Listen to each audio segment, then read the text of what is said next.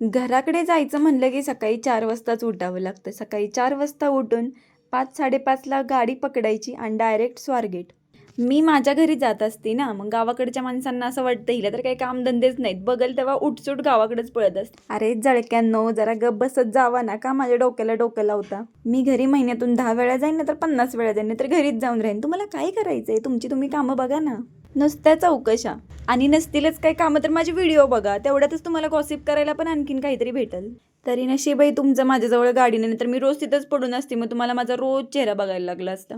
सारखं दुसऱ्यांना टोमणे मारून बोलत जाऊ नका. मान्य आहे मला तुमच्या घरात तुमचं कोणच ऐकत नाही, म्हणून तुम्ही जाऊन इथं वाचा वाचा करता. सोडा तो विषय. आता मी पोचले साताऱ्यात. असं झालंय कधी घरी जाते आणि मम्मीच्या हातचा काहीतरी गरम गरम खाते. बस जिथं थांबलेली तर म्हणले 1 कप चहा घ्यावा. चहा होता 20 रुपयाला. बरं ठीक आहे, आता लोणावळा नाही तर ठीक आहे, पावसात दिवस आहे म्हणून द्या 20 रुपये. अरे ते 20 रुपये सारखा चहा तरी द्यायचा. पाण्यात चहा पावडर होते का चहा पावडरमध्ये पाणी होतं तीच कळत नव्हतं. घरी आली, मस्त मम्मीने डोसा केलं होतं गरम गरम, घेतलं खाऊन. घरचं खायचं म्हणजे सुख. दाबून खाल्लं म्हणलं गावातल्या माणसांच्या प्रश्नांची उत्तरं द्यायला तरी अंगात जीव पाहिजे ना.